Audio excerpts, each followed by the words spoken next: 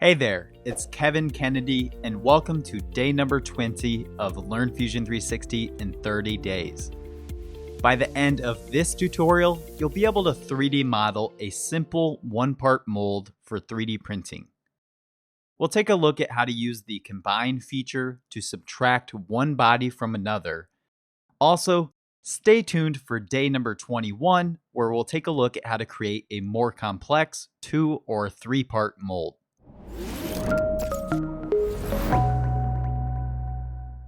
To get started, I'm just going to 3D model a simple keychain, and we'll make a one-part mold from it that you can 3D print, which can come in handy if you want to make resin replicas for faster and smoother reproductions.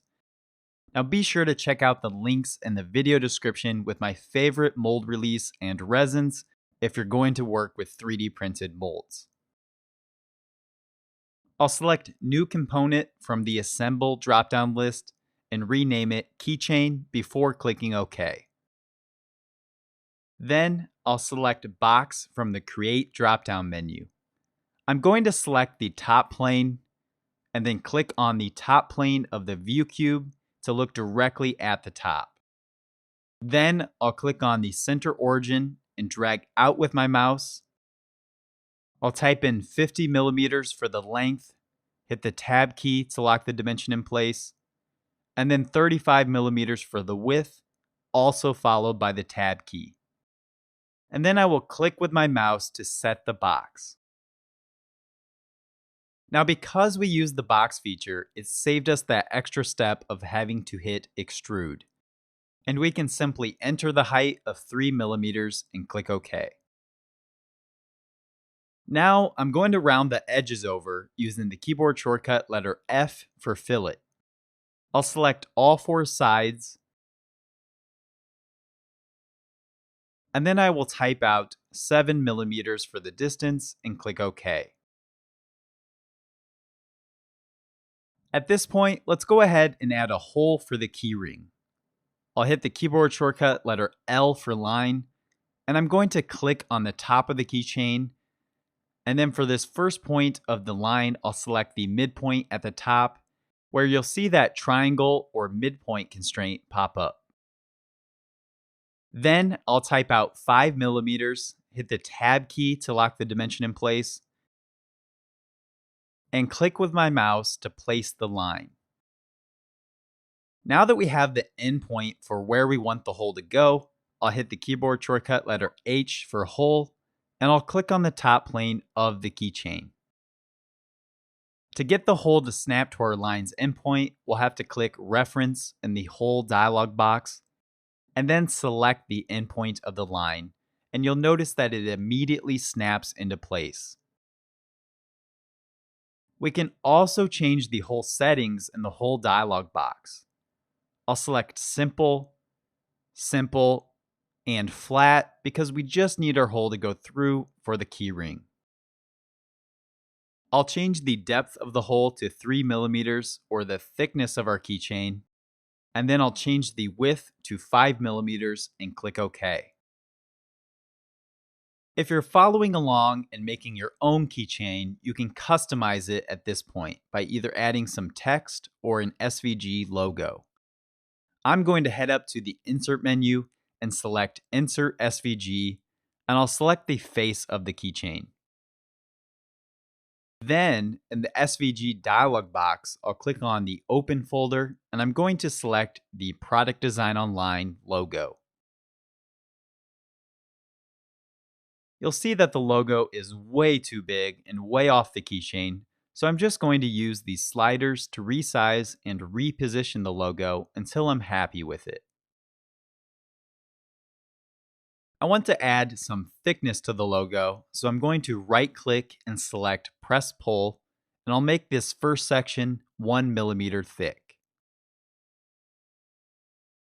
Then I'll repeat these steps to the other 2 parts of the logo, making sure that all of the operations are set to join so we have just one body for the keychain.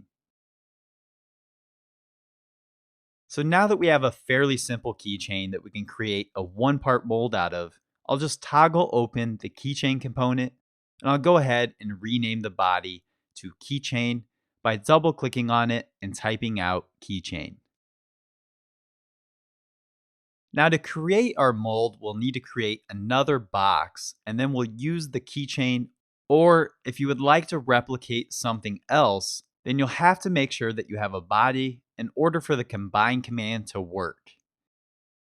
So if you've imported an STL file from Thingiverse, then you'll need to convert that from a mesh to brep. And if you need help with that conversion, you can watch my other video, which I'll link to in the video description. I'll now select box once again from the Create drop-down menu, and I'll click on the XY plane. I'll select with my mouse in the upper left-hand corner, and then I just want this to be big enough to encompass the keychain or whatever model you're using here. I'll type in 60 millimeters for the length and hit 45 millimeters for the width, and I'll click with my mouse.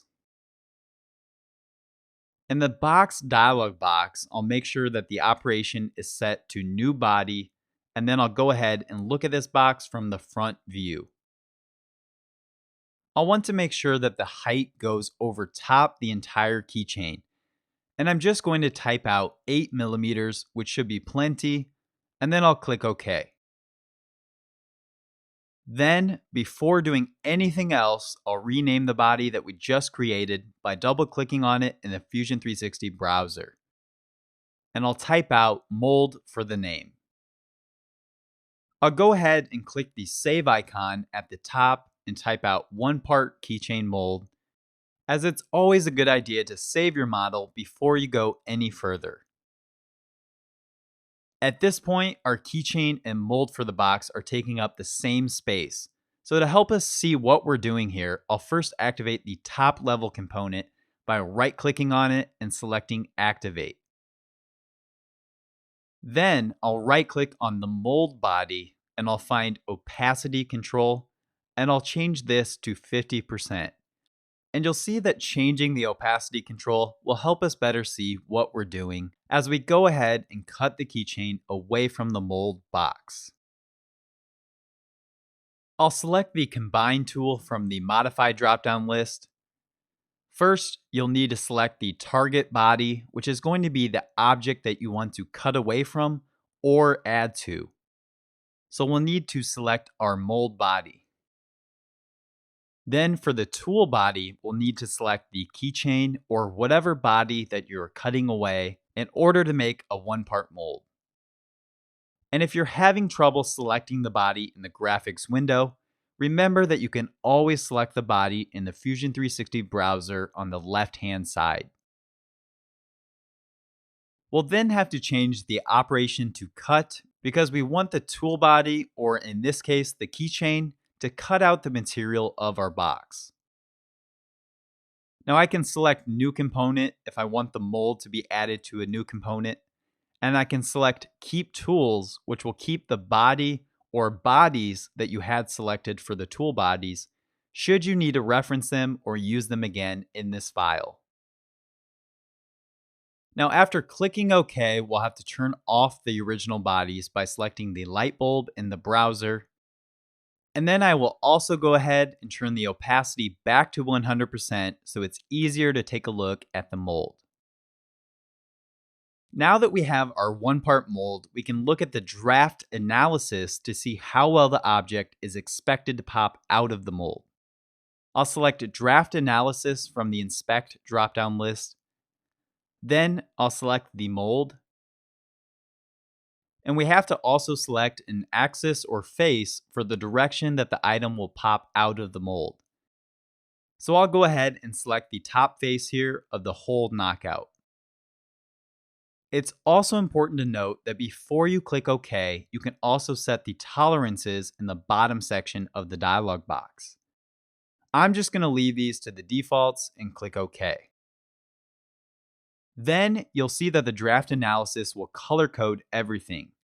And we have the red edges here where the object may have trouble coming out of the mold. So what we can do to fix this is go up to the Modify drop-down menu and then select Draft. Now, using this draft tool, we can apply a new draft angle to the model. So to do this, I'll select the top of the mold as the plane, and then the inside faces here that are red. And then I can simply drag the slider around until we get the minimum degree that turns the analysis to green.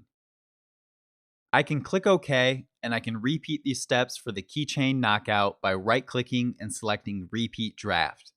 And again, I'll select the top as the plane and the side faces, and then make this 5 degrees and click OK.